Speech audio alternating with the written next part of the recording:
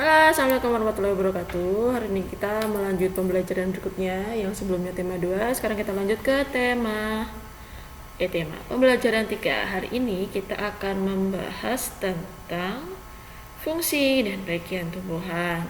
Dibuka dulu LKS-nya halaman 9. Sudah ada gambar di sini. Tumbuhan beserta bagian-bagiannya. Yang pertama kita bahas dulu ada akar. Fungsi akar ini untuk apa?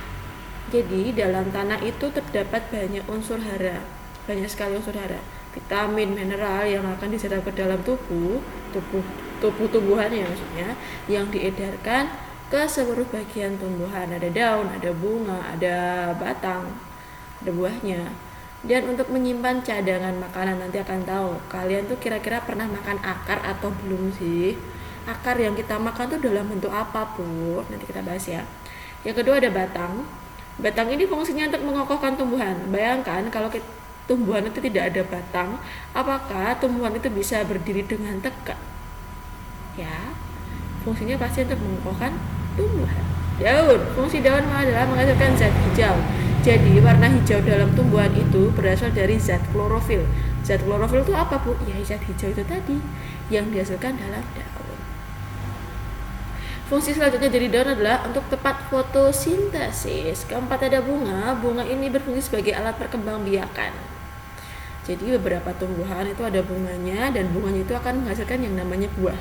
Nah, bunga itu bisa menghasilkan buah itu ketika sudah ada pembuahan ya. Nomor 5 ada buah. Fungsi buah itu untuk apa, Bu? Menyimpan cadangan makanan dan untuk melindungi biji. Nanti di slide terakhir kita akan bahas. Oke, lanjut. Oke, jenis-jenis akar. Ini adalah jenis-jenis akar yang paling sering kalian jumpai. Yang di sebelah kiri ini ya, sebelah kiri. Ini adalah jenis-jenis akar yang paling sering kalian jumpai. Ada akar tunggang dan ada akar serabut. Akar tunggang ini biasanya ada di pohon mangga. Kalau serabut ini siapa yang pernah lihat pohon kelapa? Yang akarnya kecil-kecil tapi banyak. Nah, itu biasanya termasuk akar serabut.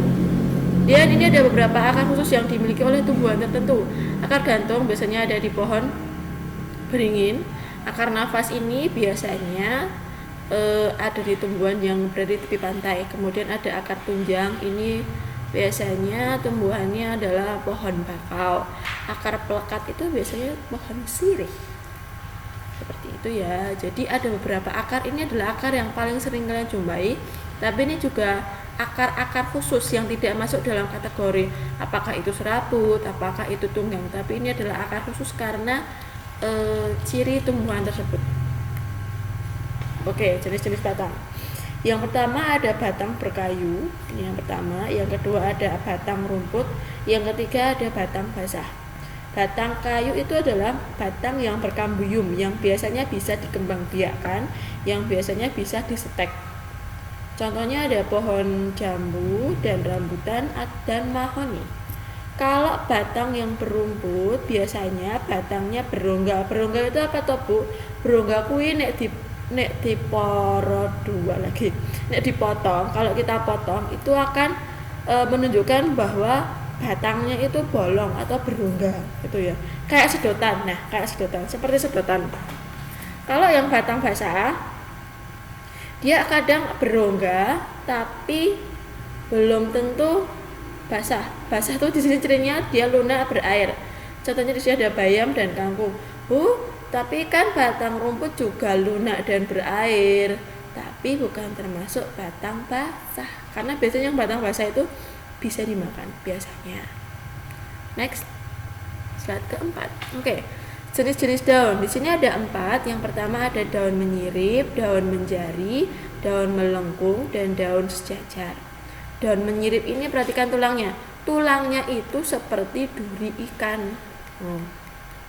Maka dari itu disebut atau diberi nama daun menyirip. Biasanya ini itu daunnya ada daun jambu, daun nangka, pohon nangka itu. Kemudian ada daun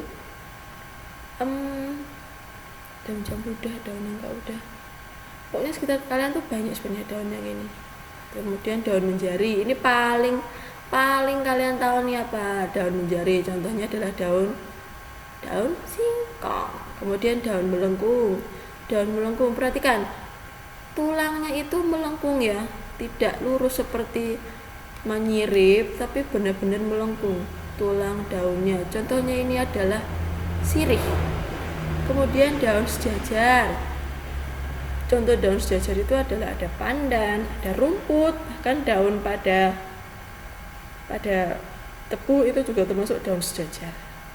Jadi perhatikan tulangnya ya, ini adalah ciri tulangnya menentukan jenis daunnya. Slide kelima, bagian-bagian bunga. Oke, di sini kenapa ada dua jenis gambar? Jadi bagian ini yang namanya kelopak. Ini kelopak. Ini udah lingkari kelopak. Ini adalah bagian yang membungkus bunga keseluruhan ini sebelum dia mekar. Nah, ini kelopaknya, warnanya hijau niki loh. Warna hijau niki adalah fungsinya untuk melindungi daun sebelum mekar. Oke. Mahkota ini biasanya adalah bagian bunga yang paling menarik. Fungsinya untuk apa? Menarik serangga untuk menghisap nektar yang ada di dalam bunga. Nektar itu madu ya. Ada kepala sari, ada benang sari, kepala putih, tangkai putih, bakal biji, tangkai bunga, dan dasar bunga. Oke. Kepala sari, benang sari ini, ada kepala putih ini berfungsi untuk perkembangbiakan. Jadi kalau ada bunga kemudian hasilnya nanti ada buahnya, itu karena sudah dibuahi. Ketika dibuahi itu dibantu dengan yang namanya serangga atau angin, wasus-wasus, sehingga kepala sari ini akan jatuh ke kepala putih, kemudian akan membuahi bakal biji ini, maka akan terbentuklah yang namanya bakal buah. Gitu ya. Jadi buah itu berasal dari yang namanya bunga terlebih dahulu, jadi tidak ujuk-ujuk jadi buah. Nomor 6. Nah, ini tadi sudah kita bahas cadangan makanan dalam bentuk buah, cadangan makanan dalam bentuk akar. Jadi beliau udah nanya, kira-kira kalian tuh pernah makan yang namanya akar atau belum? Ternyata pernah. Singkong ini adalah cadangan makanan dalam bentuk akar. Jadi kalian itu makan akar.